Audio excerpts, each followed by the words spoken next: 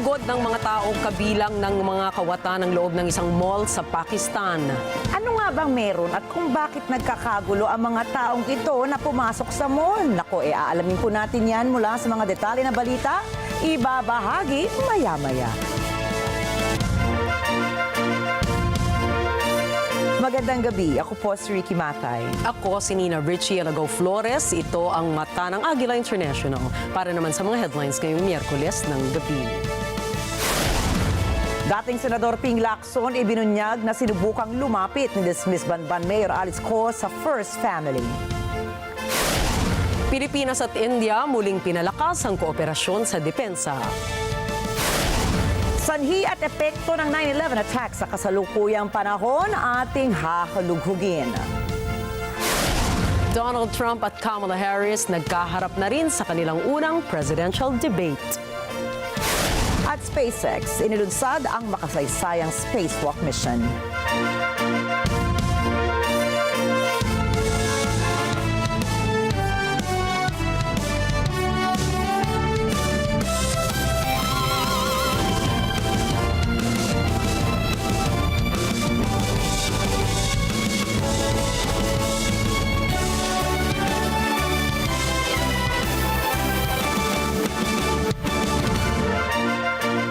Inihayag ni dating Senador Ping Lacson na tinangka umano ni dismissed Banban Mayor Alice Go na lumapit sa First Family. Saad ni Lacson na lumapit at nakiusap si Go sa kanyang kaibigang Filipino-Chinese trader na ilakad siya kay Pangulong Ferdinand Marcos Jr. Pagbubunyag din ng dating senador, nag-alok ang dating alkalde ng 1 bilyong piso kapalit ng tulong para makalapit siya sa pamilya Marcos. Tinukoy ni Lacson ang 1 bilyong piso anya ay hindi para sa kanyang pagtakas, kundi para plantsahin ang kanyang gusot sa Presidential Anti-Organized Crime Commission o PAOC. Kung kaya umapela si Lacson sa intelligence community na isama si Go sa kanilang essential elements at laliman pa ang kanilang ginagawang background check. Dahil nandun ka, mataas na yung security clearance mo. So delikado yun. Kung nag-work na foreign government, medyo hindi sa national security natin kung gano'n na mangyayari. At hindi lang yun, baka mamaya dumating panahon, ito, far out na ito, pero hypothetically, in the realm of possibilities, dahil nagawa niya yung mas mahirap gawin na mameki ng dokumento para mahalal bilang punong bayan, baka dumating araw, ma-appoint pa siyang, alam maging senador pa, tapos ma-appoint ngayon na Defense Secretary o National Security, patay na tayo. Samantala, binunyag ni Senador Jinggoy Estrada na isang Chinese national na boss ng mga pogo ang tumulong kay Go at sa mga kapatid nito upang makalabas ng Pilipinas. Tinukoy ni Estrada na kasalukuyang nasa Taiwan ang naturang dayuhan. May hawak rin ito ng 5 iba't ibang uri ng pasaporte. Sinabi rin ng senador na ito rin ang business partner ni Alice Go batay sa mga dokumento na nakuha ng PAOC sa ni-raid na Pogo Hub sa Bamban, Tarlac. If you remember, ang sabi ni Alice Go, yun daw nag-facilitate nung kanyang pagtakas, sinabihan daw niya ng hindi magandang salita. So I asked her, kung sinabihan mo siya ng hindi magandang salita, bakit siya nagpatakas sa'yo?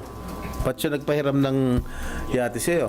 So ang aking conclusion doon, malamang siguro, kaya siguro itinaka si Alice Go papunta sa ibang bansa, baka ikanta niya ito nag-facilitate ng kanyang pagtakas. So possible nga may threat.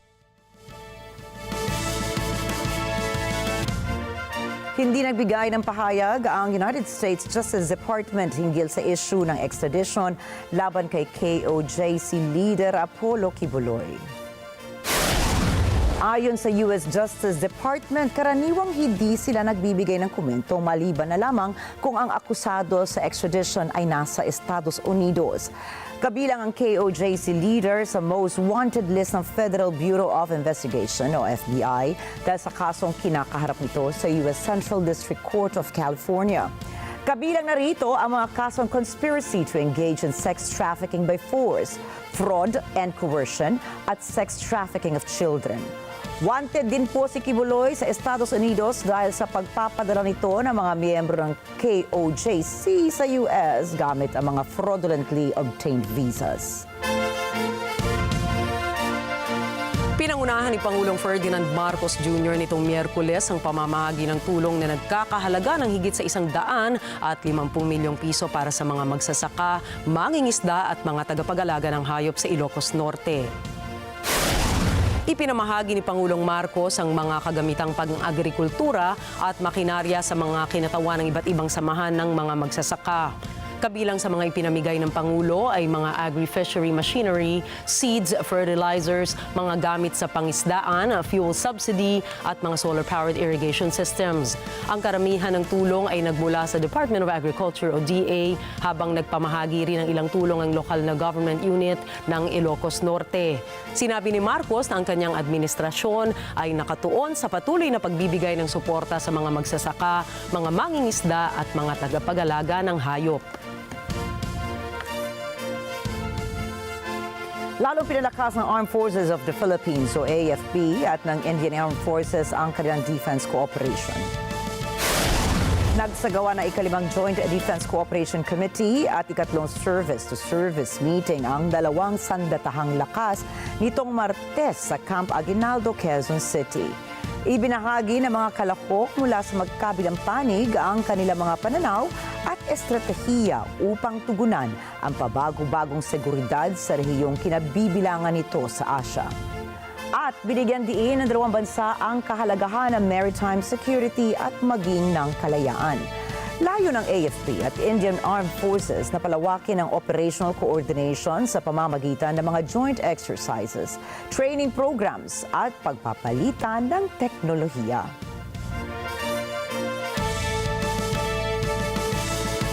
Inihayag ni Philippine Ambassador to the United States Jose Manuel Romualdez na hindi dadalo ang hindi bababa o nadadalo ang hindi bababa sa 20 bansa sa isang pagpupulong sa sidelines ng United Nations General Assembly ngayong buwan.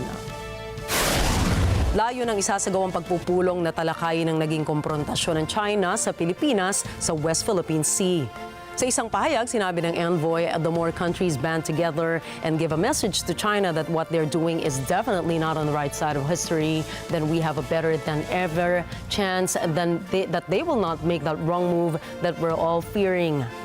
Hindi naman nagbigay ng ibang detalye si Romualdez hinggil sa detalye ng summit. Tumanggi ring magbigay ng pahayag ang US State Department at ang White House tungkol sa nasabing pagpupulong.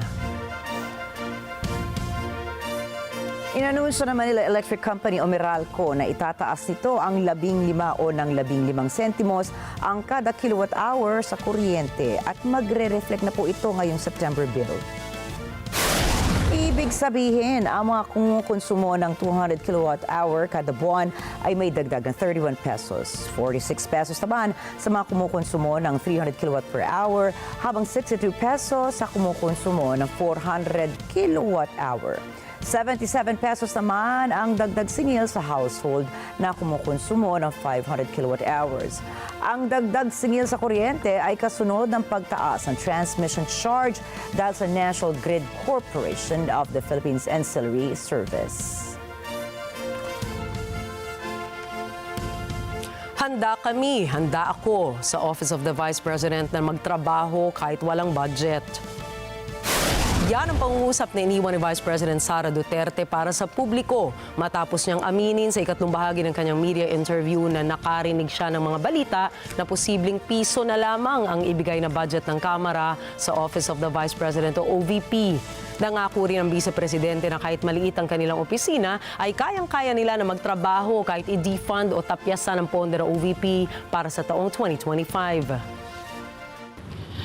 Narinig din namin na merong i-defund daw ang Office of the Vice President budget. Narinig din namin na posibleng piso lang ang ibigay na budget sa Office of the Vice President.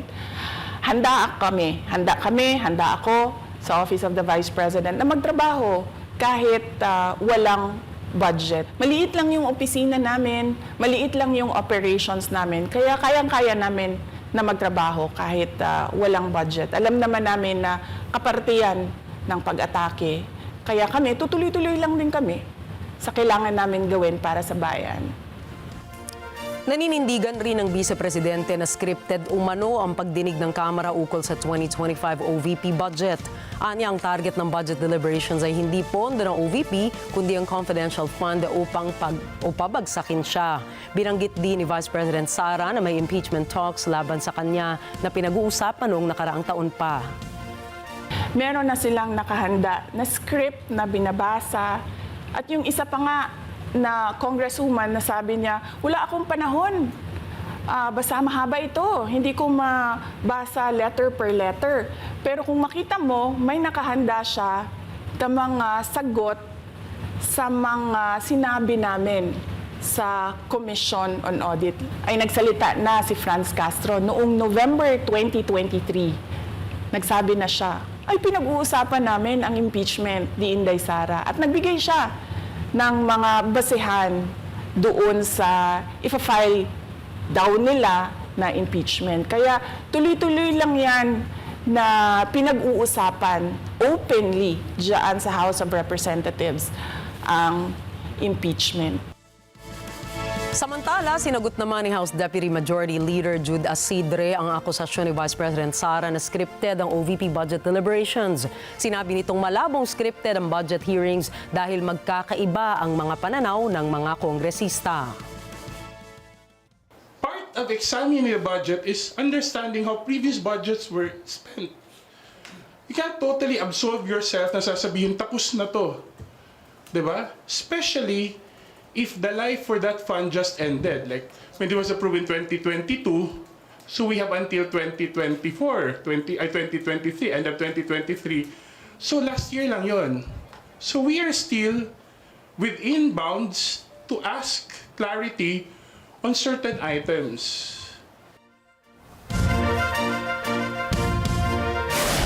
Susunod, mga motorista sa Vietnam nagtulong-tulong para labanan ng Typhoon Yagi.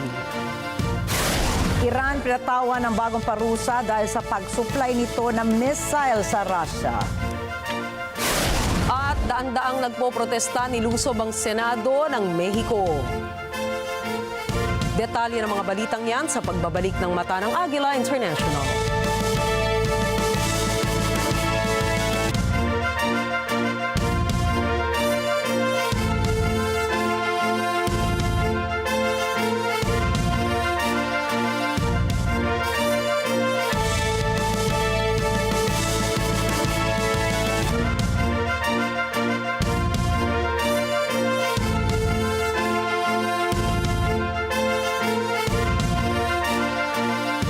This portion.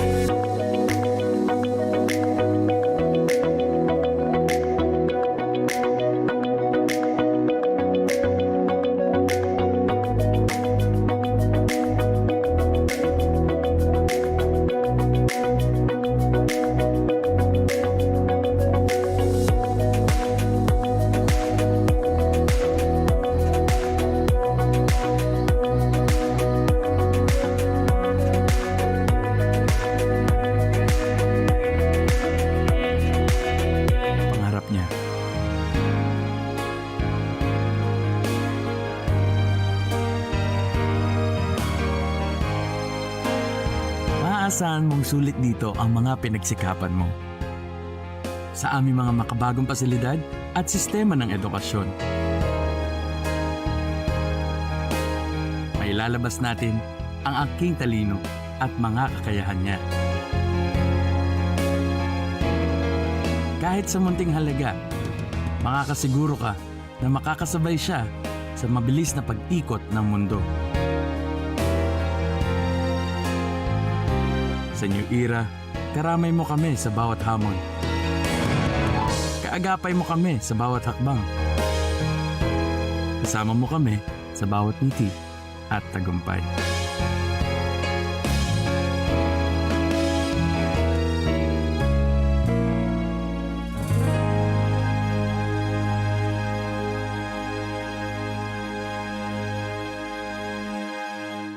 Do you want a home that's not just clean but pure? In this episode, we will discover how Agila Philippines is revolutionizing home care with their innovative products.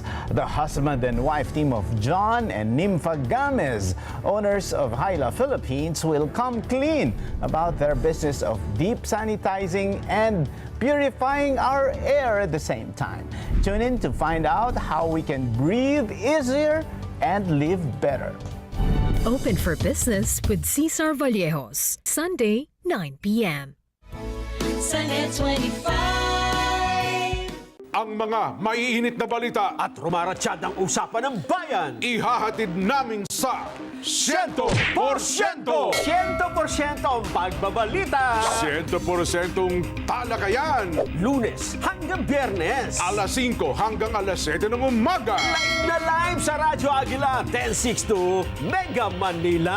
At sa Net 25. 100%! Sunday 25. Let's get together. Sunday 25. This portion is brought to you by Robic Builders.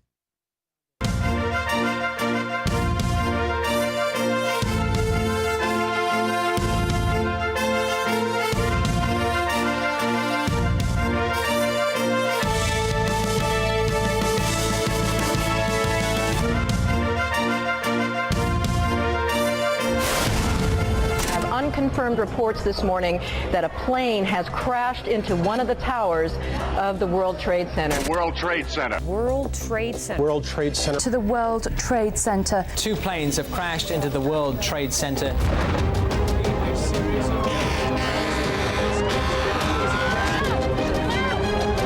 trying to save my sister's life. She's in that building.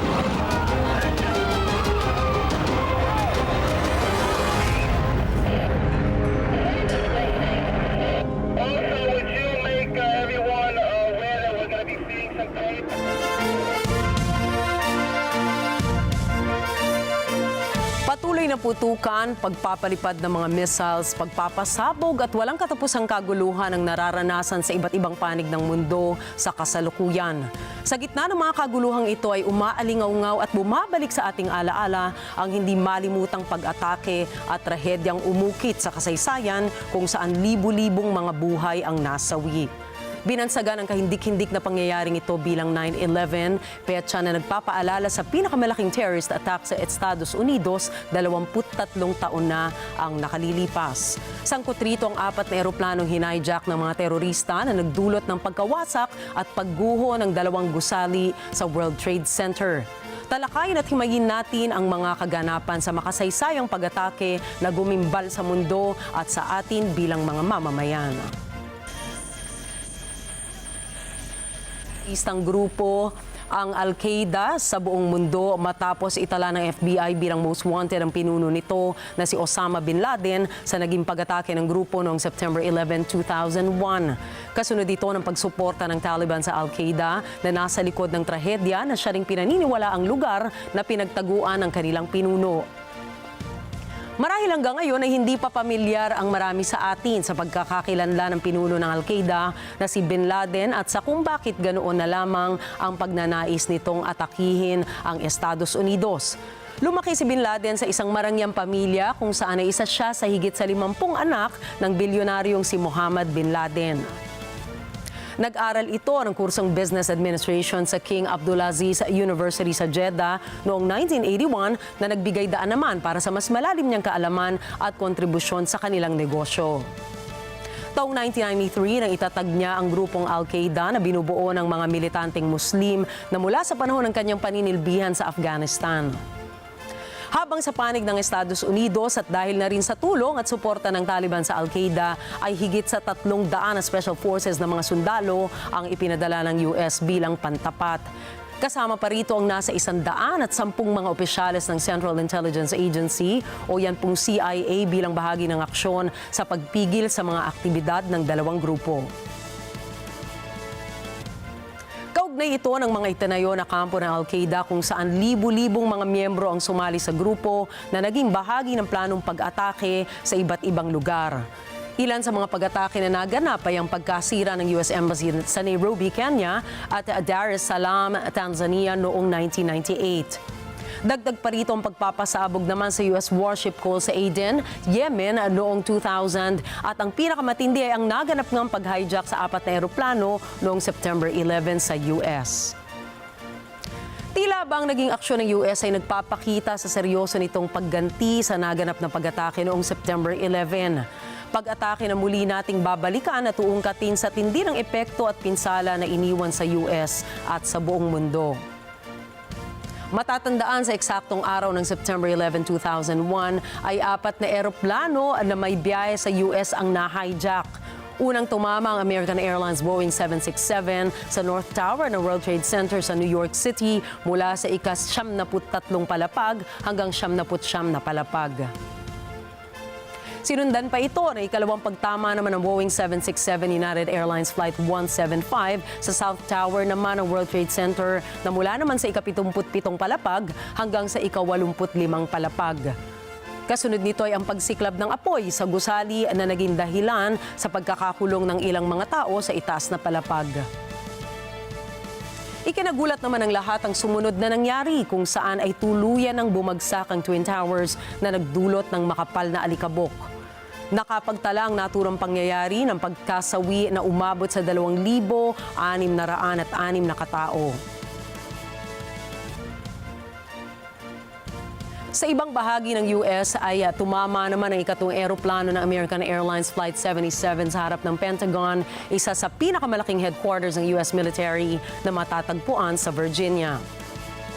Habang bumagsak naman ang ika-4 na eroplano sa Pennsylvania matapos manlaban ng mga pasahero nang malaman nila na nakaplanong ito'y ibangga sa Capitol Building ng Washington, D.C. Tinatayang nasa 19 na miyembro na Al-Qaeda ang naging bahagi ng pag-atake gamit ang 4 na eroplano. 4 sa mga ito ay trained pilots na may kasamang 3 o 5 muscle hijackers na nagbabantay sa mga pasahero at crew ng 4 na magkakahiwalay na eroplano. Nagmula ang mga nabanggit na miyembro sa mga bansang Saudi Arabia, the United Arab Emirates, Lebanon at Egypt na dumaan sa matinding pagsasanay. Umabot sa higit sa 2,977 katao ang naiulat na nasawi sa trahedya habang libo-libo naman ang nasugatan. Kabilang rito ang nasa 246 na pasahero at crew na namatay lulan ng 4 na eroplano. Dagdag pa rito ay nasa 441 mga responders sa New York ang nasawi. Today we've had a national tragedy. 2 airplanes have crashed into the World Trade Center in an apparent terrorist attack on our country. I have spoken to the Vice President, to the Governor of New York, to the Director of the FBI, and have ordered that the full resources of the federal government go to help the victims and their families and to conduct a full-scale investigation to hunt down and to find those folks who committed this act. Terrorism against our nation will not stand. And now, if you join me in a moment of silence.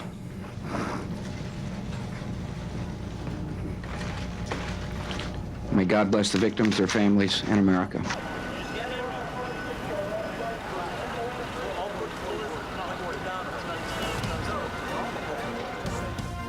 Agad namang nag-anunsyo ng pabuya na nagkakahalaga ng $25 milyong si Bush para sa impormasyon tungkol sa kinaroroonan ni Osama bin Laden, buhay man o patay. Lumabas naman noong 2004 ang isang video recording ni bin Laden isang linggo bago ang US election kung saan ay kinumpirma niya na siya nga ang utak sa likod ng pag-atake sa 9/11.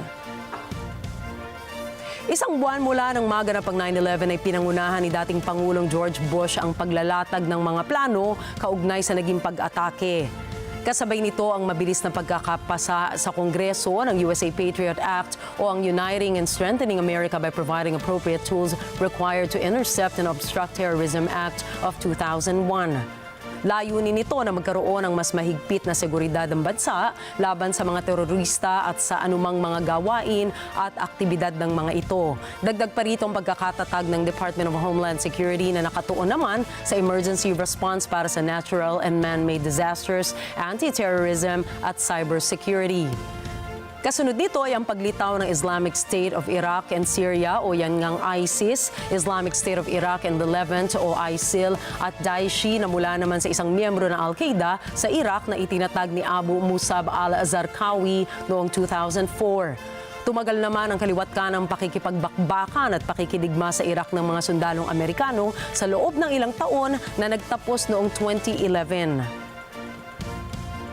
Ayon sa pahayag na inilabas ni dating Pangulong George Bush sa UN General Assembly, ay tinawag niyang matinding panganib ang dala ng pamumuno ni Saddam sa Iraq. Anya ay nilabag nito ang resolusyon sa ilalim ng UN Security Council noong 1991 kung saan kabilang ang tahasang pagsira sa lahat ng Weapons of Mass Destruction o WMD.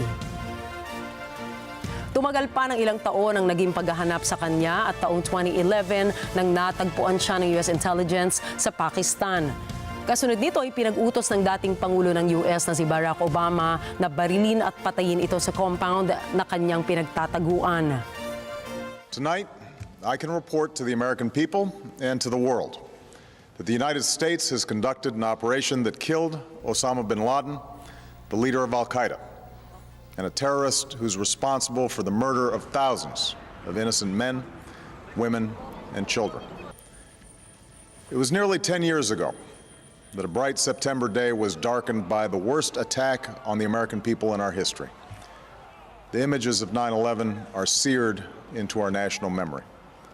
Hijacked planes cutting through a cloudless September sky, the Twin Towers collapsing to the ground, black smoke billowing up from the Pentagon, the wreckage of Flight 93 in Shanksville, Pennsylvania, where the actions of heroic citizens saved even more heartbreak and destruction.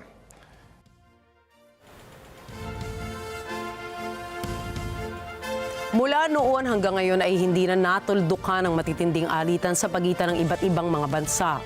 Hindi na mabubura ng paglipas ng panahon gaano mang kahaba ang malalim na markang iniwan ng 9/11 sa pamilya ng mga biktima at sa kasaysayan. Napatay man ang pinunong si Bin Laden at nahuli man ang ilan sa mga miyembro nito, ay nananatili pa rin ang takot at pangamba sa tuwing inaalala ang naganap na trahedya. Alaala na habang buhay nating bitbit na laging nagsasabing, gaya ng sa kasalukuyang panahon, hidwaan at tigmaan ang siyang dahilan ng pagkasawi ng maraming inosenteng buhay. Sa iba pa mga balita, nagtulong-tulong ang mga motorista sa Vietnam para labanan ang malakas na hanging dala ng Typhoon Yagi. Kita po sa video na binabaybay ng mga sasakyan ang kahabaan ng isang tulay. Mapapansing sinasabayan ng mga kotse ang mga sumasakay na motorsiklo para maging parang gala mula sa malakas na ihip ng hangin. Matapos ang pananalasa ng Typhoon Yagi, nasawi ang hindi bababa sa 150 katao sa bansa, ayon po yan sa Vietnamese state media. Sa kabila ng paghina ng bagyo ay pinag-iingat pa rin ng mga otoridad ang publiko sa posibleng pagbaha at pagguho ng lupa. Ipinahayag ni Spanish Prime Minister Pedro Sanchez nitong Miyerkules na hindi kinakailangang magkaroon ng trade war sa pagitan ng European Union at ng China.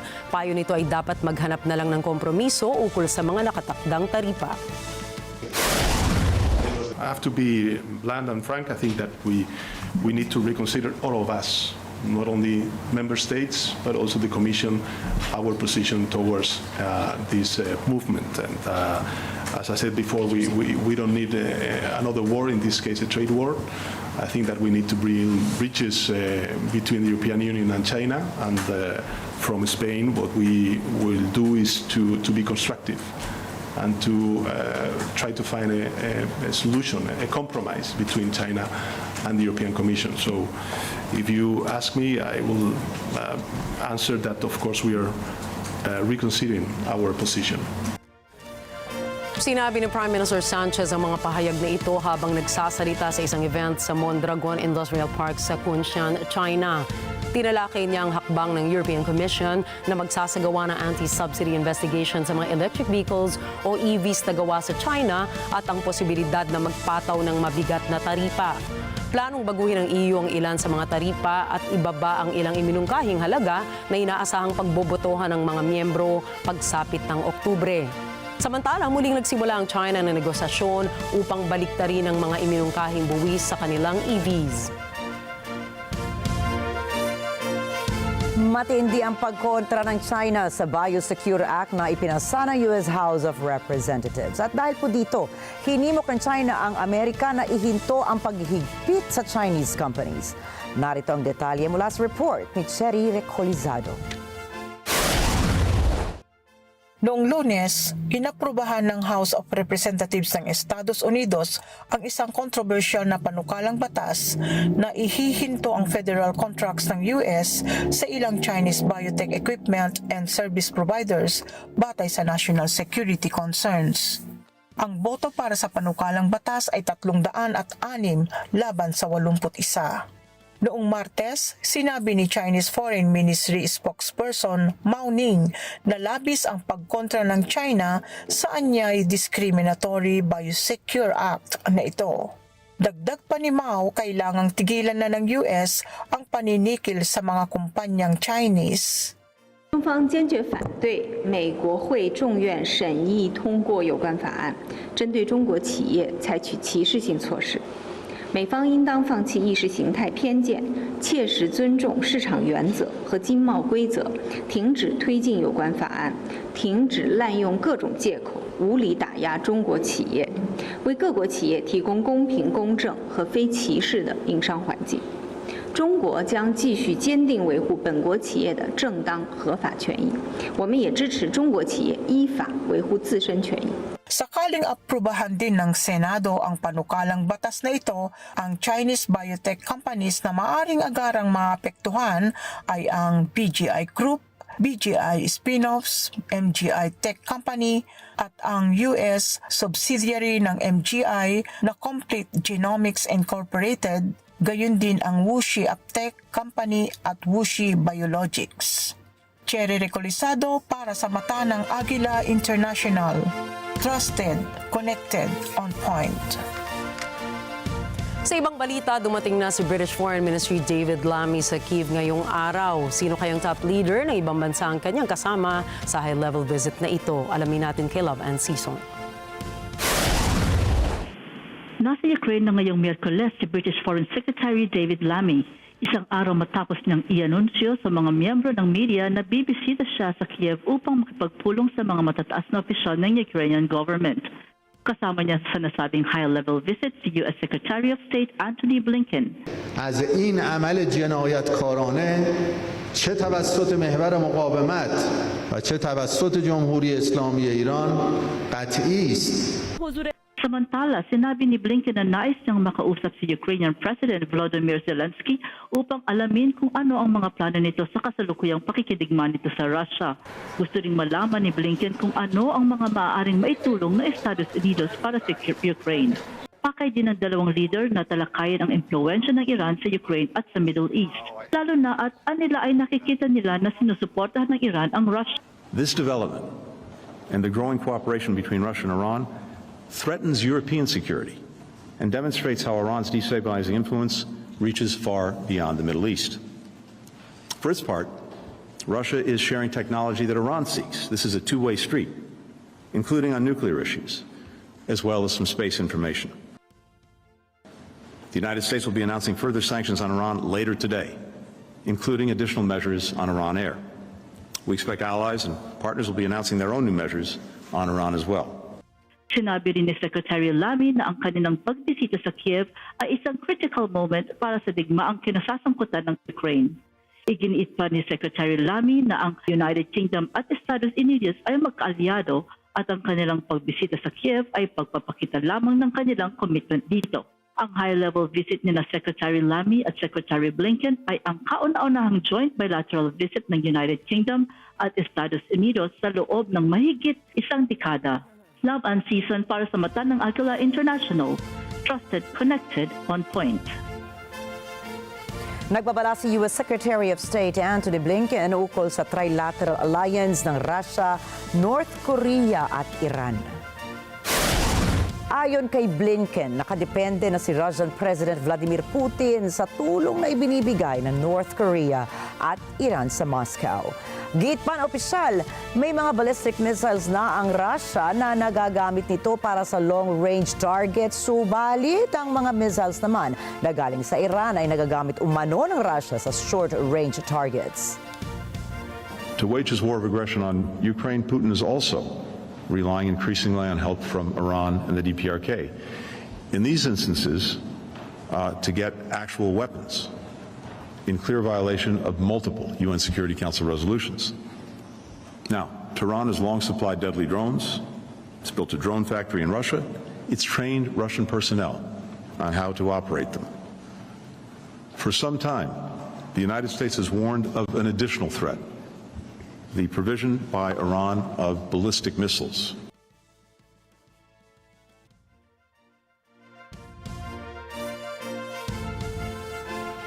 Sa kaugnay na balita, pinatawan ng panibagong parusa ng United Kingdom, France at Germany ang Iran dahil sa pagsusupply nito ng mga ballistic missiles sa Russia na gagamitin laban sa Ukraine. We're seeing a disturbing pattern of greater Iranian support for the Kremlin's illegal war, and we discussed today our shared commitment to holding Tehran to account for their undermining of global stability. Sa ginawang pagbisita ni U.S. Secretary of State Antony Blinken sa London ay kapwa inanunsyo ni UK Foreign Secretary David Lammy ang nasabing parusa. Kinabibilangan ito ng mga travel bans at pagpigil sa paggamit ng assets ng ilang mga Iranian na inakusahan ng pagpapadala ng tulong militar sa Russia. Sinabi naman ni Blinken na labis na umaasa si Russian President Vladimir Putin sa suporta mula sa Iran at North Korea para paigtingin ang atake sa Ukraine.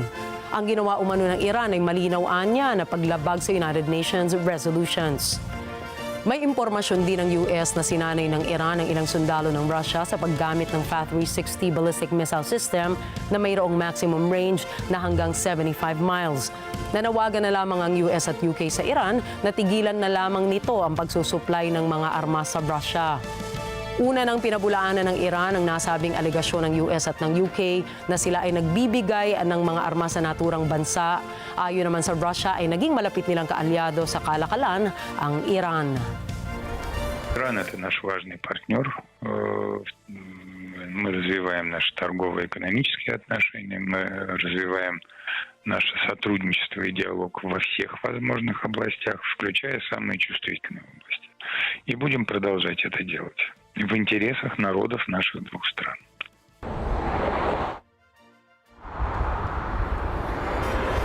Samantala, daan-daang mga nagpo-protesta ang pumasok sa Senado ng Mexico nito Martes habang tinatalakay ng mga mambabatas doon ang kontrobersyal na planong baguhin ang judiciary ng nasabing bansa. Nangyari ang insidente ilang oras lamang matapos makuha ng ruling party na Morena ang mga boto upang maipasa ang panukalang judicial reform. Pinasok ng mga nagpo-protesta ang Senado upang harangin ang pagboto matapos nilang igiit na hindi pinapakinggan ang kanilang mga kahilingan. Binatikos ni Senator Andrea Chavez ng Morena Party ang paglusob ng mga protesters. Anya, hindi masosolusyonan ang problema sa pamamagitan ng paglusob sa Senado. Subalit may iba ring senador na sinisisi ang ruling party kung bakit umabot pa sa ganoong level ang protesta. Ayon sa mga lokal na ulat, lalong lumaki ang galit ng publiko sa Senado dahil maaaring malagay sa panganib ang judicial independence at masira ang sistema ng checks and balances kung itutuloy ang mga planong reforma sa kanilang hudikatura. Samantala, nagharap na ang dalawang kandidato para sa U.S. presidential election na sina Donald Trump ng Republican Party at Kamala Harris ng Democratic Party. Inilahad ng dalawa ang pagkakaiba ng kanilang mga plataporma. Tila bumabad yata si Trump sa nakaraan habang pangako naman ni Harris na ilapit ang optimismo sa bansa. Narito ang report ni Thomas I. Lightness. Kamala Harris and Donald Trump shook hands and greeted each other as they took to the stage. Trump said, "Nice to see you." Harris responded by saying, "Let's have a good debate." From there, the encounter became combative. Harris wasted no time in going on the offensive, saying people are going to hear a lot of lies from Trump. And she says his record speaks for itself. Let's talk about what Donald Trump left us. Donald Trump left us the worst unemployment since the Great Depression. Donald Trump left us the worst public health epidemic in a century. Donald Trump left us the worst attack on our democracy since the Civil War. And what we have done is clean up Donald Trump's mess. Trump retorted that President Joe Biden is the worst president the country has ever had, and that Harris is the worst vice president. He then went on to answer questions on the economy, blaming undocumented immigrants for creating high unemployment. This has been a disaster for people, for the middle class, but for every class. On top of that, we have millions of people pouring into our country from prisons and jails, from mental institutions and insane asylums, and they're coming in and they're taking jobs that are occupied right now by African Americans and Hispanics. Trump continued with this rant with this outlandish claim. In Springfield, they're eating the dogs, the people that came in. They're eating the cats. They're eating the pets of the people that live there. And this is what's happening in our country, and it's a shame. You talk about extreme. On most issues, Trump evaded questions about what he would do, pivoting instead to his laundry list of grievances and falsehoods. And Harris says that's proof he's not fit to be elected. And when we listen to this kind of rhetoric, when the issues that affect the American people are not being addressed, I think the choice is clear in this election. At one point during the debate, she told Trump to stop with the continuous lies. When asked about the 2020 election, Trump insists that he won the vote but had been cheated out of it. Harris responded by saying that Trump was fired by 81 million people and he's having a difficult time processing that. She suggested Trump is confused by fact. On foreign policy, Harris says she'll continue to work to end the Israel-Hamas war. It must end immediately, and the way it will end is we need a ceasefire deal and we need the hostages out. Trump insists the war would have never started had he been president, nor would have the Russia-Ukraine conflict. He says if he's elected, he'll have the two wars settled before he's sworn into office. But he offers no details on how he will achieve this. Trump says Harris hates Israel, claiming if she's president, Israel will not exist in 2 years. She hates Israel. She wouldn't even meet with Netanyahu when he went to Congress to make a very important speech. She refused to be there because she was at a sorority party. Harris says the only way Trump would settle the war between Ukraine and Russia is to give it up to Moscow. If Donald Trump were president, Putin would be sitting in Kyiv right now. She says if he's elected, he'll pander to the dictators that he admires. The alliances we have around the world are dependent on our ability to look out for our friends and not favor our enemies because you adore strongmen instead of caring about democracy. When she said world leaders laugh at Trump, he responded by saying Hungarian strongman Viktor Orban told him the most feared person is Trump. Harris says she's bringing a sense of optimism to the campaign instead of always disparaging people, belittling them, and calling them names. So I think you've heard tonight two very different visions for our country. One that is focused on the future, and the other that is focused on the past, and an attempt to take us backward. But we're not going back. And I do believe that the American people know we all have so much more in common than what separates us. And we can chart a new way forward. Trump summed up by saying that Harris has all kinds of proposals, but asks why she hasn't implemented any of them in the past 3 years while she's been vice president. He says if Harris becomes president, World War III will break out. He says America is a nation in decline, a nation that is dying. In 8 weeks, Americans go to the polls to elect a new president. Current polling shows the race in a dead heat. Whether Tuesday's debate will change anyone's mind on whom they will vote for remains to be seen. Thomas I. Likeness from Atanang Agila International. Trusted, connected, on point. Good evening, Thomas, and thank you for letting us in on what transpired during the U.S. presidential debate. What effect do you think this debate will have on the election? Do you think anyone's mind has been changed? Presidential debates don't necessarily change voters' minds, but they can transform the dynamics of the race. And we saw that happen back in June when President Joe Biden went up against Trump. Biden's disastrous debate performance led him to actually abandon his campaign, as you recall, on July 21st. Now, that's not going to happen here. Kamala Harris came across strong. She came across positive. And Trump, well, Trump was Trump, full of grievances and how unfair life is. Given his nature, he would never quit the race. But the two candidates are in a dead heat right now, and this contest could come down to tens of thousands of votes in just a handful of states. So even a small shift in public opinion could alter the outcome. Thomas, many of us here are wondering, what did the candidates do after the debate? Trump decided to speak with reporters afterwards. He says Harris was weak on foreign policy and immigration issues. He says he was happy with his performance, boasting about it was the best debate he's ever done. Harris and her husband, well, they dropped in on a debate watch party, much to the delight of those who were there. And she told supporters, it's going to be a lot of hard work. Got to get back to work now. You know, they have only 56 days to secure a victory. Both candidates will be spending most of the next 2 months on the road. They'll be focusing on the so-called swing states, trying to entice undecided voters to support them. In such a close race, they can't afford to take any time off. Thank you so much for your insights, Thomas. I likeness. Susunod, American rapper Sean Diddy Combs pinagbayad ng $100 million para sa kaso ng sexual assault. Australia magpapatupad ng age limit sa paggamit ng social media. At Jenny ng Blackpink maglalabas ng bagong single pagdating ng Oktubre. Mga detalye ng mga balita sa pagbabalik ng Mata ng Agila International.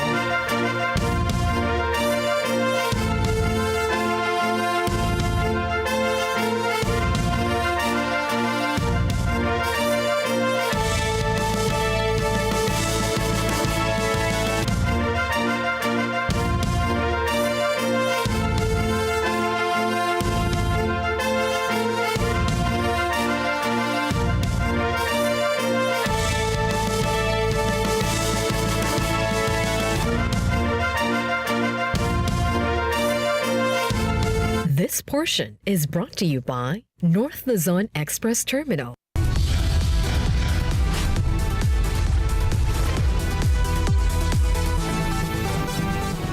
Sa kasulukuyang henerasyon, marami na ang nag-viral.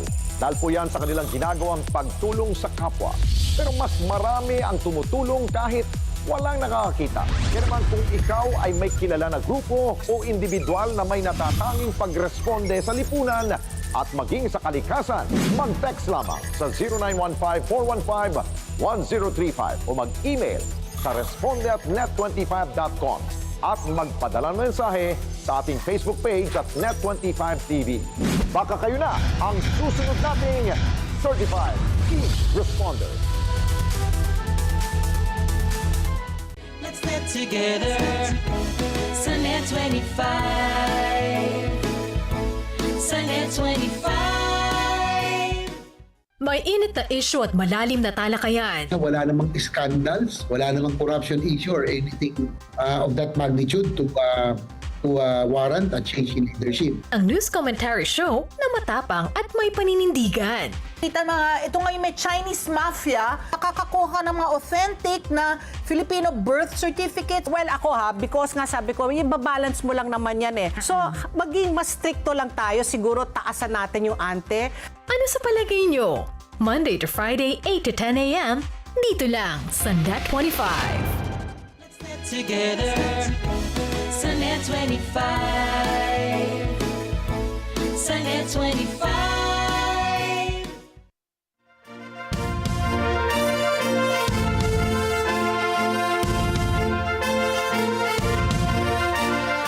Kalunos-lunos na kalagayan ang inabot ng isang mall sa Pakistan matapos magkaroon dito ng kaguluhan at nakawan. Grand opening pa lamang ng Dream Bazaar Mall ay kaagad nang naubos at nasira pa ang loob nito dahil sa mga tao sa lugar. Nagpakilala ang Dream Bazaar bilang biggest thrift store sa Pakistan, kung saan nagbebenta umano ito ng mga designer clothing sa malaking discount. Ayon sa lokal na ulat, nahirapan ang mga store clerks dahil na rin sa kakulangan ng crowd control at mga pulis sa nasabing lugar. Dahil dito, tuluyan itong naransak ng mga mamimili. Kasabay ng kaguluhan ay pinagsamantalahan na rin ng mga kawatan na magnakaw sa Dream Bazaar. Ang iba ay binasag pa ang mga pintong gawa sa salamin para makapasok lamang sa loob ng gusali. Matapos ang naging kaguluhan ay kaagad na nagsara ang bagong bukas na mall.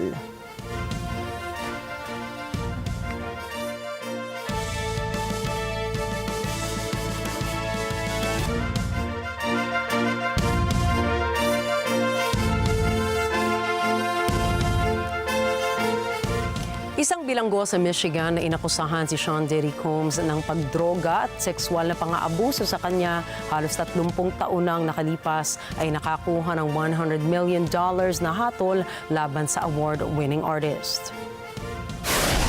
Ang biktimang si Derek Lee Smith ay nanalo sa multi-million-dollar judgment by default sa Lenawee County Circuit Court sa isang virtual hearing.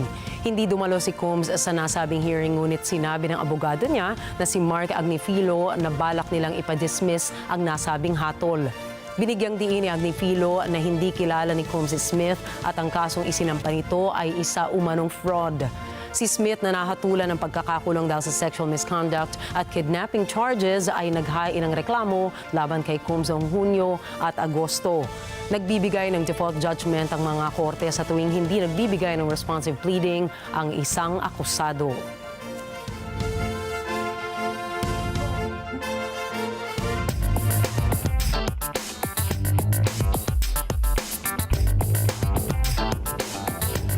Nag-alok ng $9 billion ang Johnson & Johnson sa pag-asang matutuldukan na ang libu-libong demanda laban sa kanilang kumpanya. Love and Season 4 para sa balita. Kumpiyansa ang Johnson & Johnson o J&J na makukuha nito ang kinakailangang porsyento upang magamit ito ang bankruptcy protection at maareglo ang mga demandang kinasasangkutan. Mula sa $7.9 billion na proposed settlement ay nagdagdag ng $1.1 billion ang J&J. Kaya ang kabuang alok nito sa pakikipag-areglo ay umabot na sa $9 billion. Mahigit 62,000 katao ang nagsampa ng kaso laban sa J&J dahil ang talc powder o pulburo nito ay kontaminado ng asbestos na nagiging sanhi ng pagkakasakit ng cancer. Nanindigan naman ang kumpanya na safe ang kanilang baby powder at iba pang produkto. Upang maareglo ang libo-libong mga talc lawsuits, binanggit ng media sources na magdedeklara ang J&J ng bankruptcy bilang bahagi ng settlement. Plano rin ng J&J na ituloy ang kanilang company operations. Ayon pa sa mga media sources, higit sa 75% ng claimants ang pumayag ng mabayaran sila ng J&J. Kaya naniniwala ang ilang legal experts na kayang ipanalo ng J&J ang settlement for bankruptcy at mabayaran ng compensation ang mga claimants. Tumanggi namang magkomento si J&J spokesperson Claire Boyle dahil hindi pa final ang pagbibilang ng mga boto ng claimants para sa pag-areglo ng kaso. Love and Season para sa mata ng Agila International, trusted, connected, on point.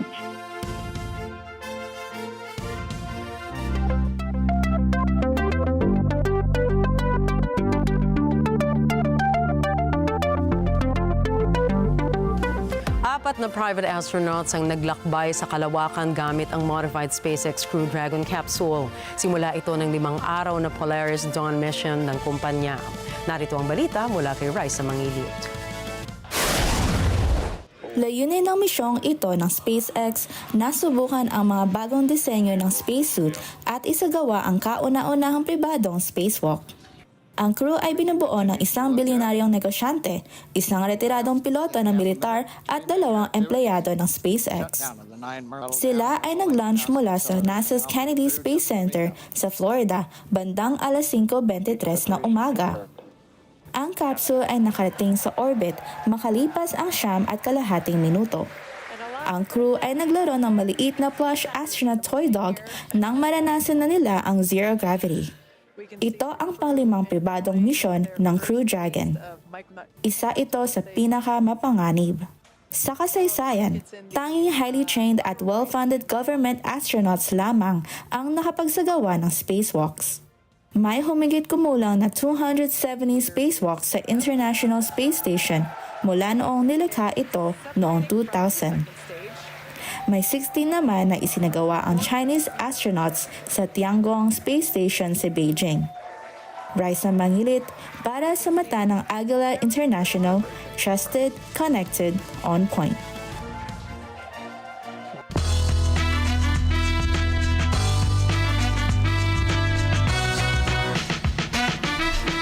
Inaabangan na po ngayon ang bagong single na ilalabas ni Blackpink Jennie sa October. Ito ay matapos siyang pumirma sa kontrata sa ilalim ng Columbia Records. Inanunsyo ng Columbia Records at ng Odd Atelier ang partnership nitong Lunes para sa mga nakatakda mga proyekto at aktibidad ni Jennie bilang isang solo artist.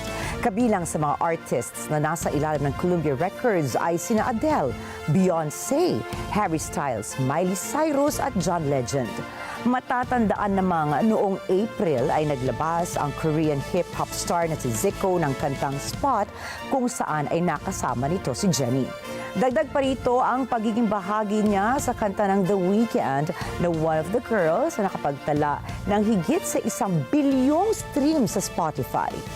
Bukod dito ay lumabas din si Jennie noong taong 2023 bilang co-star sa The Idol na siyang kauna-unahang proyekto niya bilang artista.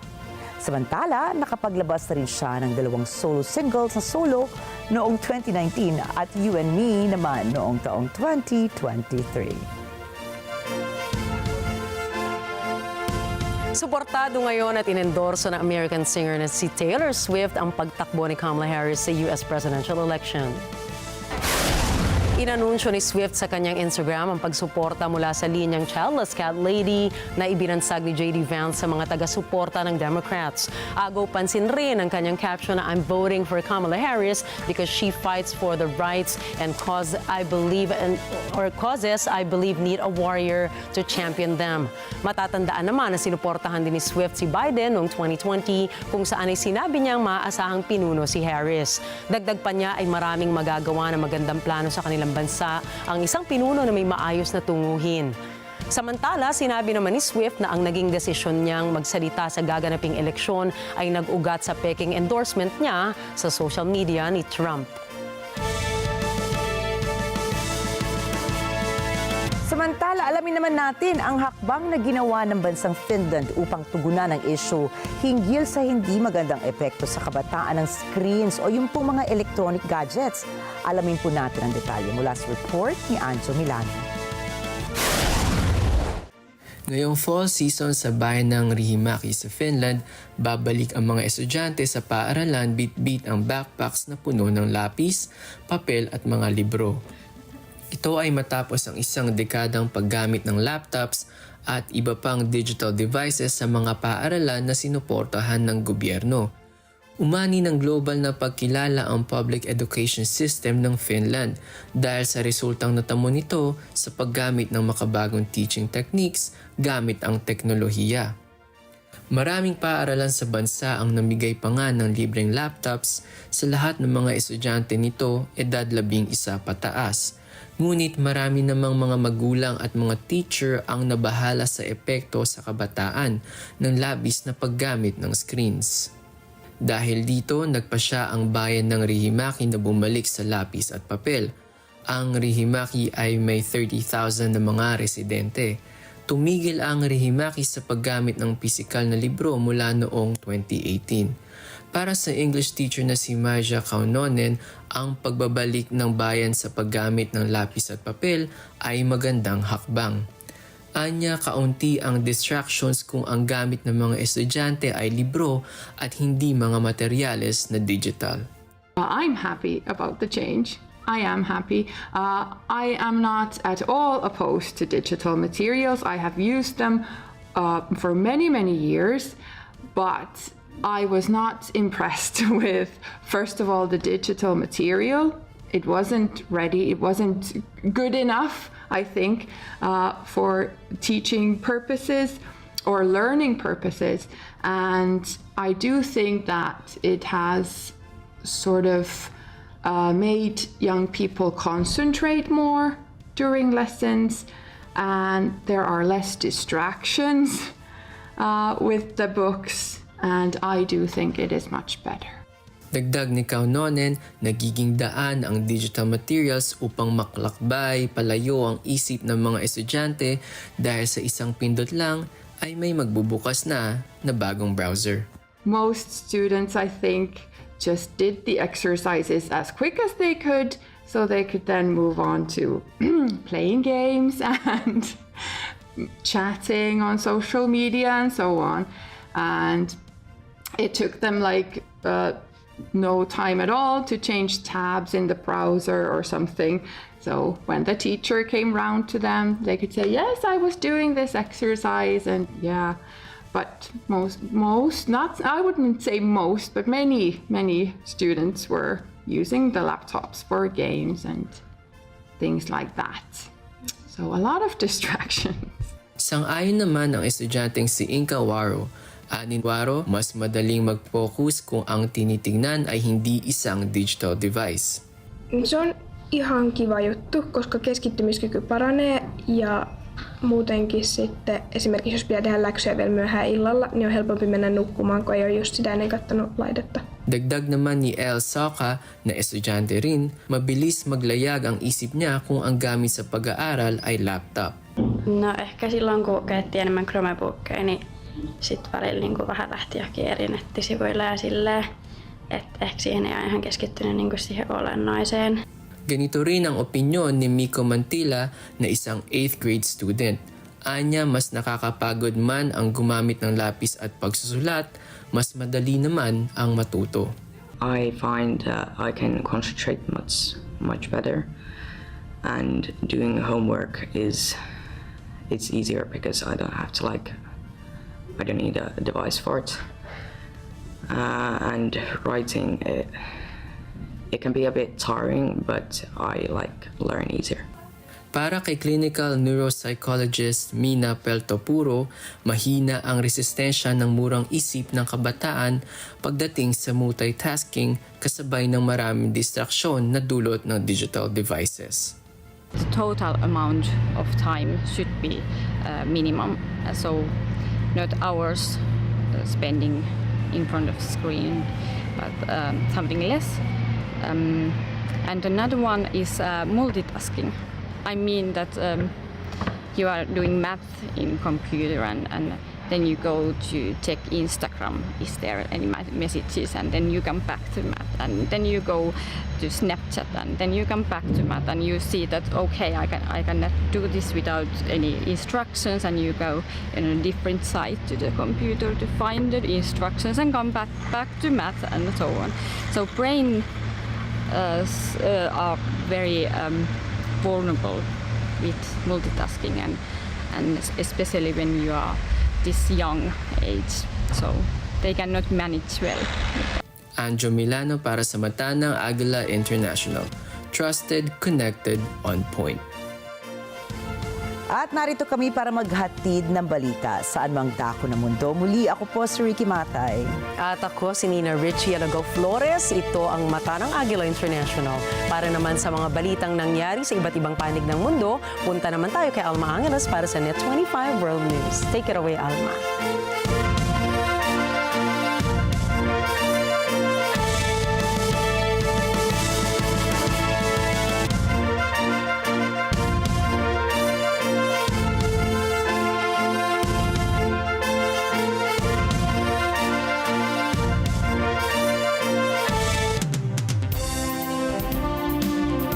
Thank you, Nina and Rikki. Good evening, everyone. I'm Alma Angeles, and welcome to Net25 World News. On tonight's top story. Tonight's top story, U.S. Vice President Kamala Harris and former President Donald Trump faced off in their only scheduled debate of this year's presidential campaign. The two candidates sparred over key issues such as the economy, race, and immigration. Both leveled accusations of lying, with Harris challenging Trump's fitness for office. Well, first of all, it's important to remind the former president you're not running against Joe Biden, you're running against me. And remember this, she is Biden. You know, she's trying to get away from Biden. Clearly, I am not Joe Biden, and I am certainly not Donald Trump. And the news starts now.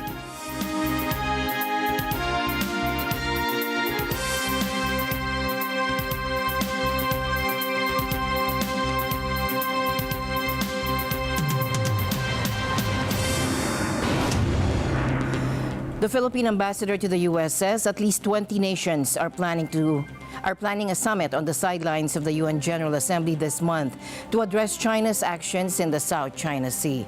Ambassador Jose Manuel Romualdez says the goal is to talk some sense into China and send a message that its behavior is definitely not on the right side of history. The Philippines is seeking international support to counter China's growing assertiveness in the South China Sea. Manila's envoy to Washington, Jose Manuel Romualdez, said that at least 20 nations are planning a summit on the sidelines of the UN General Assembly this month. The more countries band together and give a message to China that what they're doing is definitely not on the right side of history, then we have a better than even chance that they will not make that wrong move that we're all fearing, according to Romualdez. The summit's goal is to find ways to persuade China to de-escalate tensions in the disputed waters. The Philippines and China have recently exchanged accusations of ramming Coast Guard vessels, with a violent clash in June resulting in a Filipino sailor losing a finger. The Philippines is facing its biggest challenge since World War II, according to Romualdez, with an estimated 238 Chinese vessels currently operating in the disputed area. He also emphasized the importance of diplomacy while simultaneously strengthening alliances with other countries. The aim is to give a signal to China that we are not just one, but we're many that are not happy with what they're doing today in the Indo-Pacific region. The planned summit comes after Australia, Japan, India, and Singapore all voiced concerns about China's actions in the South China Sea, urging for a peaceful resolution. Democratic presidential candidate Kamala Harris had her Republican opponent Donald Trump on the defensive throughout Tuesday's presidential debate. Harris unleashed a steady stream of attacks on Trump's fitness for office and his rants about immigration and his record as president. Thomas I. Likeness for more. Kamala Harris and Donald Trump shook hands and greeted each other as they took to the stage. Trump said, "Nice to see you." Harris responded by saying, "Let's have a good debate." From there, the encounter became combative. Harris wasted no time in going on the offensive, saying people are going to hear a lot of lies from Trump. And she says his record speaks for itself. Let's talk about what Donald Trump left us. Donald Trump left us the worst unemployment since the Great Depression. Donald Trump left us the worst public health epidemic in a century. Donald Trump left us the worst attack on our democracy since the Civil War.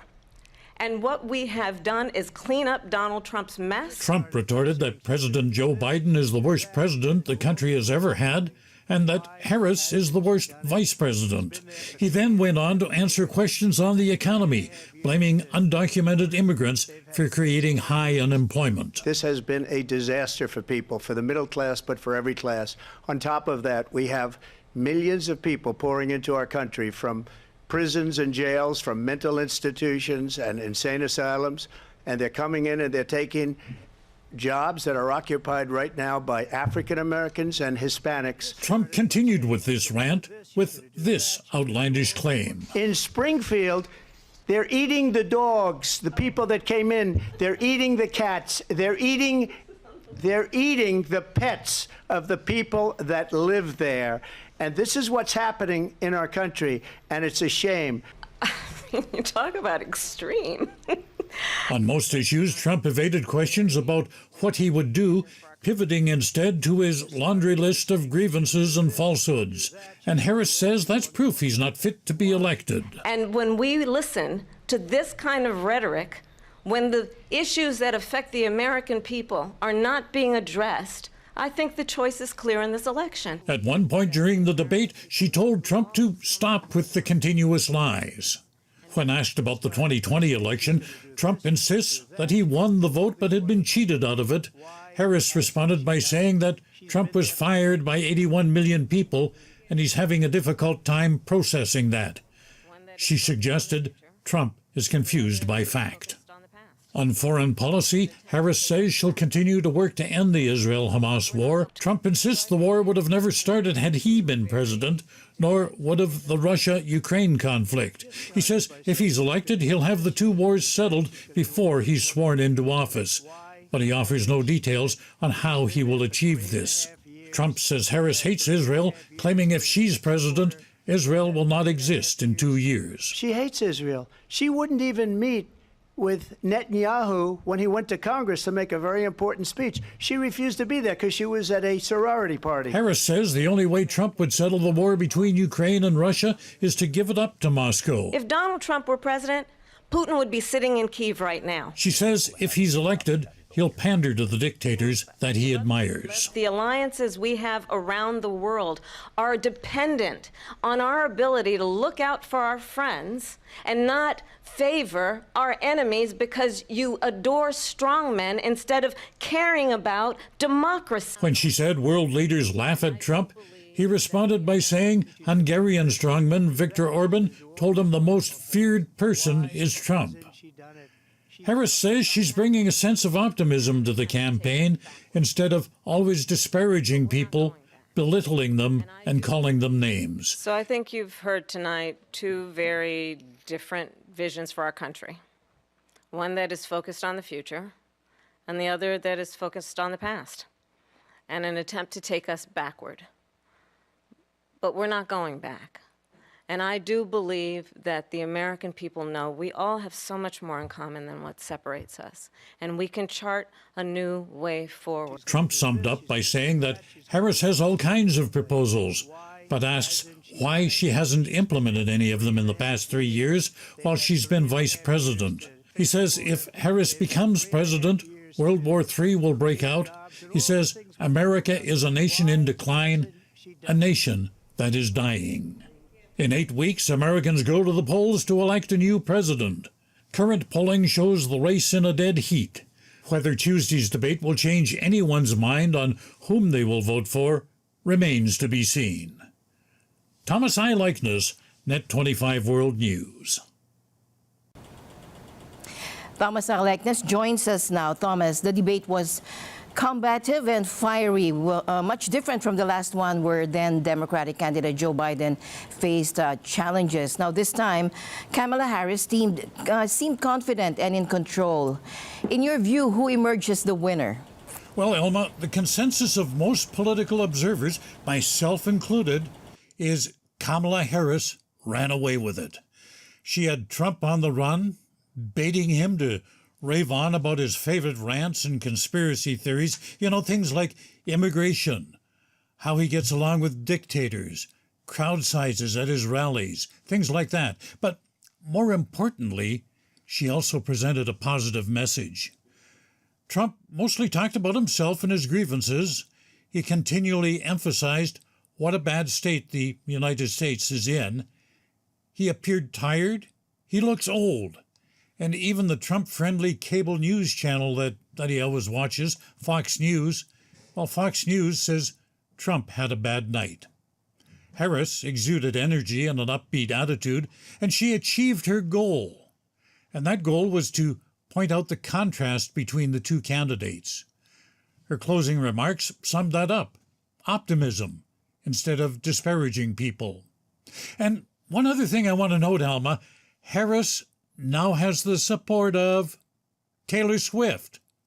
And when you've got the Swifties behind you, that's got to be big support. And it could encourage a lot of young people to get out and cast a ballot on November 5th. The 34-year-old Grammy-winning singer posted her support following the debate, and this is how she signed the post. Childless cat lady. A reference to Trump's running mate, J.D. Vance, who uses that phrase to describe women without children. Alma? Will there be a second debate? Is either candidate up for round two? Alma, word is the Harris campaign is ready to go again. They want another debate to be held sometime in October. Now, Harris's campaign has issued a challenge to Trump for a second go-around. Whether he'll accept, well, it's not clear. Following the debate, Trump is described in a Rolling Stone report as being in a cloud of delusion. The Republican candidate claims the only reason Harris wants a second debate is because she lost. Prominent Republicans will probably try to discourage him from going up against Harris again. But you know, Trump, he's never been one to listen to his advisors if they don't tell him what he wants to hear. So I guess we'll wait and see. Alma? Thank you, Thomas, for your insights. Democrats such as California Governor Gavin Newsom and Pennsylvania Governor Josh Shapiro highlighted pop star Taylor Swift's endorsement of Democratic Vice President Kamala Harris. In response, Republican Matt Gaetz offered a critical take on the intersection of art and politics. Take a look. But I don't think any truly. And I know to sharpen his message on inflation. he's letting the voters here kind of kick the tires. And some advice to Donald Trump. Don't disparage that endorsement at your own peril. Are you a fan of his? At your own peril. At my own peril, I will say nothing but, are you kidding? Absolutely, unequivocally, yes. Look, she is a cultural icon. Something big has happened in the world in terms of the energy and vibrancy she's associated with, the optimism she's associated with. That was a big deal as well. But even without that, this was an extraordinary night for the campaign and for the American people. Yeah, I love when liberals make our art and our music and conservatives make our law and our policy. Her speaking out is a big darn deal. Why a missing zone? Berks County's own, Pennsylvania's own Taylor Swift. That's a huge endorsement. In a recent analysis, UCLA anthropology and linguistics professor Norma Mendoza Denton offered insights into the recent presidential debate. Let's take a listen. He didn't do quite enough to move specific proposals ahead. And he spent a lot of time kind of attacking Biden, which everybody told him not to do. I mean, everybody, all the news media, from all the whole spectrum, from most right to most left, said, stop it with the attacks, right? And focus on the economy and the issues. But, instead we got to hear about the dogs and the pets that are being eaten and, so he didn't quite stick to the plan. So I think he wasn't able to show maybe working class voters how he was going to work in their interest, because sometimes for certain segments of voters, the really big issue is, why are groceries so damn expensive? I think that Trump gave his base a lot of what he wanted, a lot of what they wanted, I'm sorry. So he repeated a lot of his talking points that are really like hyperbolic and really like, we're going to have the best economy ever. It was the greatest economy, but then, I was unfairly kicked out, and now I'm going to come back and make it again, so essentially repeating all the greatest hits. So I don't see how that would in any way endanger his position with the committed Republicans. On the other hand, I think Harris she was sort of on the offensive in terms of calling him out on his past erratic behavior, his hyperbole, his stretching the truth, his telling lies, and also on being weak, right? So, throughout, I guess, the past, 4 or 8 years, we've known that former President Trump has a special sensitivity to being called weak and special respect for people that he considers strong. Trump did something very skillful, which is that he almost never spoke about Harris independently. They, right? So not only painting her with the same brush as Biden. He called Biden her boss, right? Several times, maybe like 5 or 6 times, your boss, right? And by calling her that, he was actually minimizing her and making her an underling, right? And not giving her any of her own specific agency. And I just have to say one thing, which is that I don't think he has dementia, right? Because somebody that really is losing the connections between arguments is not going to be able to do that for that long, right? So anyway, I don't think his faculties are compromised. I think the compromises might be somewhere else. But so what she's doing is like, you don't say, right? Like, it's very skeptical, very sardonic, and totally, I don't know, giving like, yeah, like a mom who already knows and you're in big trouble. The Gulf Coast is bracing for the impact of Tropical Storm Francine, which is expected to strengthen into a hurricane. As the storm approaches, hurricane and tropical storm warnings have been issued from Texas to Alabama. Residents and businesses are being urged to prepare for the potential threats of severe flooding, storm surge, and damaging winds.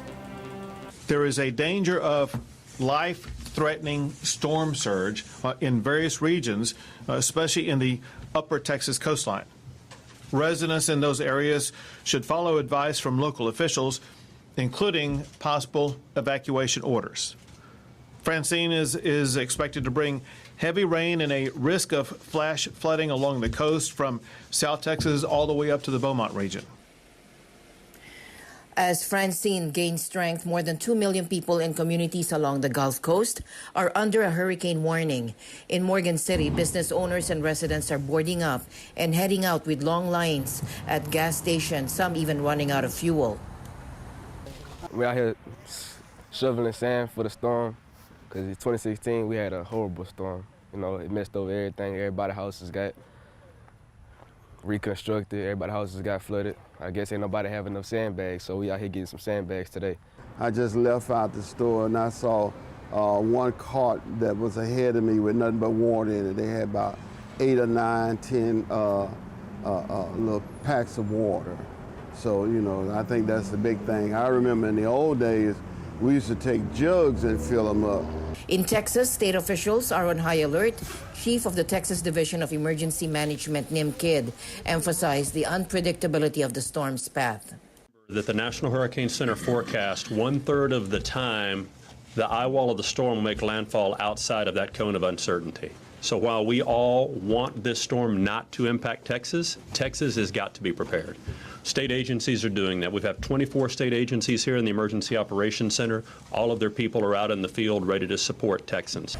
The Texas Department of Transportation advises residents to check real-time roadway conditions. We always remind everybody the best source to go to get information on specific roadway conditions is drivetexas.org. That is the website that we continuously maintain in real time to keep Texans posted on the status of roadway conditions throughout the state.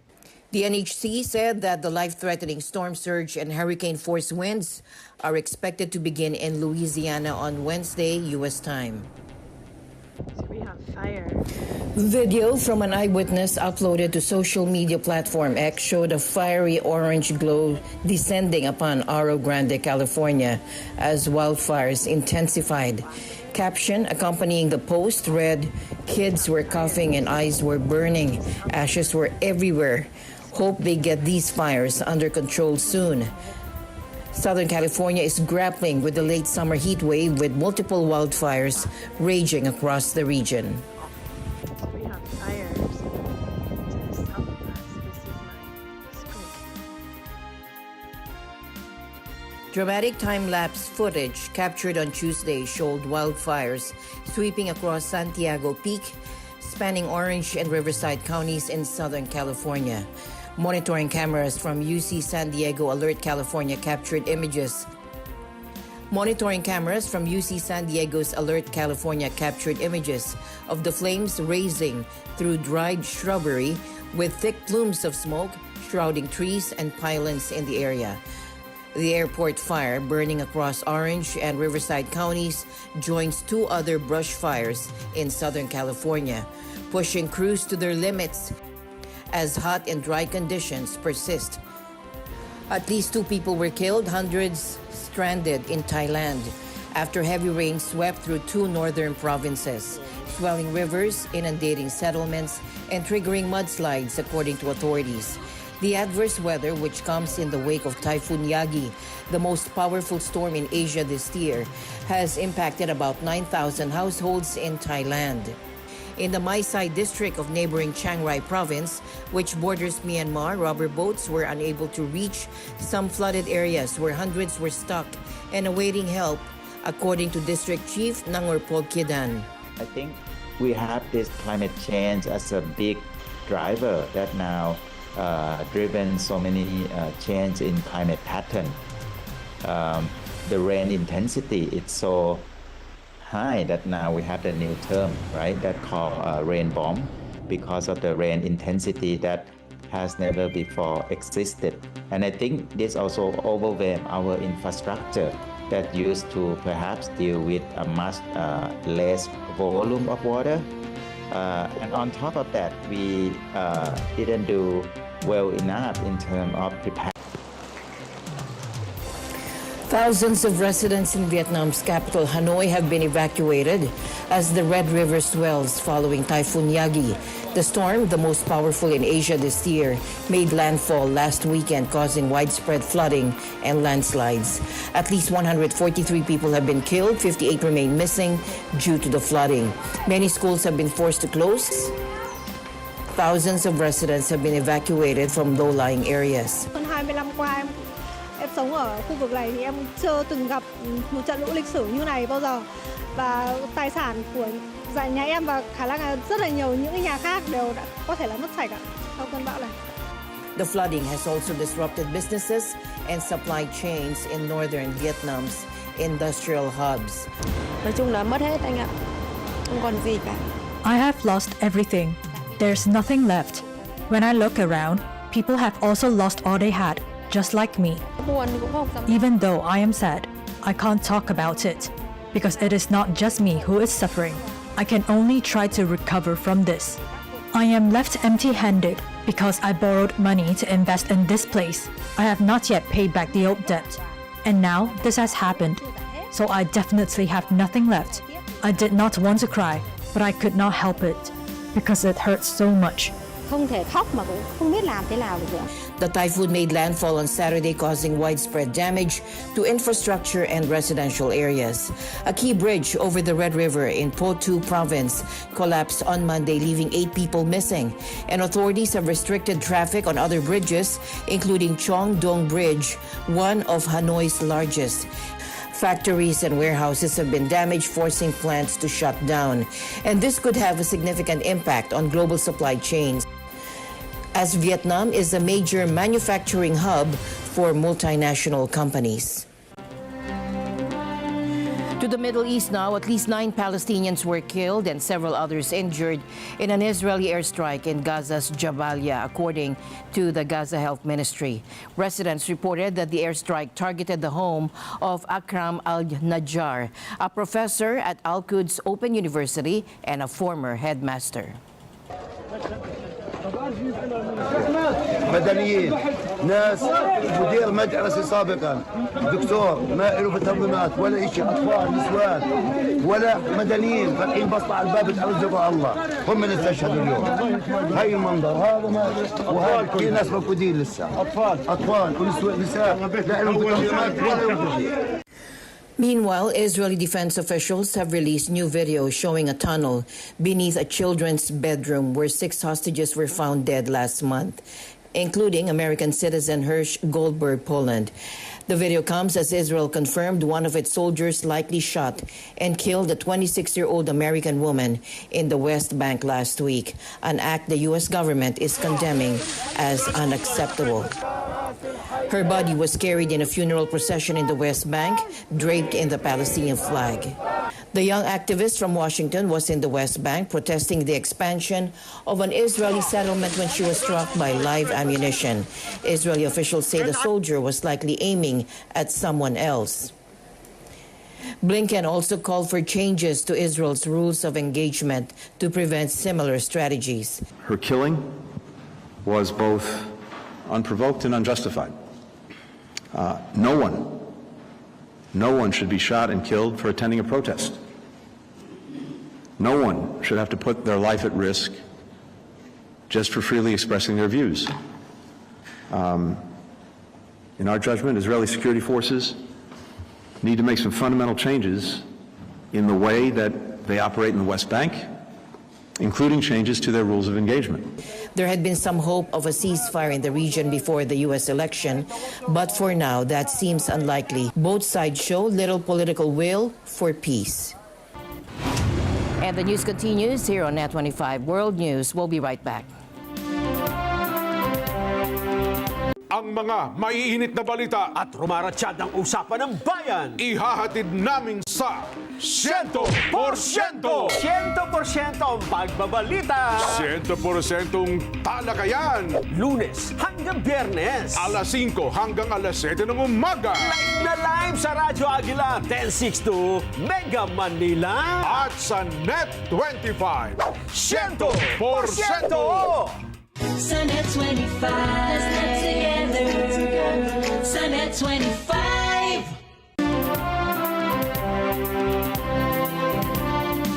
A billionaire, a retired Air Force pilot, and 2 SpaceX employees have embarked on a daring space mission. The crew's mission will involve testing new technology in the challenging environment of space. 5, 4, 3, 2, 1. Ignition and go Falcon. A billionaire, a retired U.S. Air Force pilot, and 2 SpaceX employees blasted off on Tuesday for a 5-day mission that aims to test new suits in the vacuum of space. Stage 1 propulsion is nominal. The mission's Falcon 9 booster rocket successfully separated from the capsule and landed safely back onto a seaborne pod. Around 9 minutes after liftoff, the capsule reached orbit, and the crew batted around a small plush astronaut toy dog in zero gravity. Just read the instructions. It is Crew Dragon's 5th and riskiest private mission so far because it involves the crew exiting the capsule on what is known as a spacewalk. Right beneath your feet, so don't move down. Copy. Only highly trained, well-funded government astronauts have done spacewalks in the past. This one will involve Jared Isaacman, the 41-year-old billionaire founder of electronic payment company Shift4, who is bankrolling the mission. He's gone to space before in 2021 and has declined to say how much he is paying for the missions, but they are likely to cost hundreds of millions of dollars. Joining him is Scott Poteet, a retired Air Force lieutenant colonel, and 2 SpaceX engineers, Sarah Gillis and Anna Menon. For the spacewalk, in 2 days' time, the entire capsule will depressurize and the crew will be reliant on their spacesuits for oxygen. Isaacman and Gillis will exit the capsule tethered by an oxygen line. I believe this view here is, it's of the trunk. Tuesday's launch included a moment of wow when the Crew Dragon separated from its support trunk in orbit, with onboard cameras revealing a spectacular view of the capsule over the sunlit Earth. We can see that Polaris dawn. Separation confirmed. And with that, we end tonight's broadcast. For everyone here on Net25, I'm Alma Angeles. Thank you all for joining us. Good night.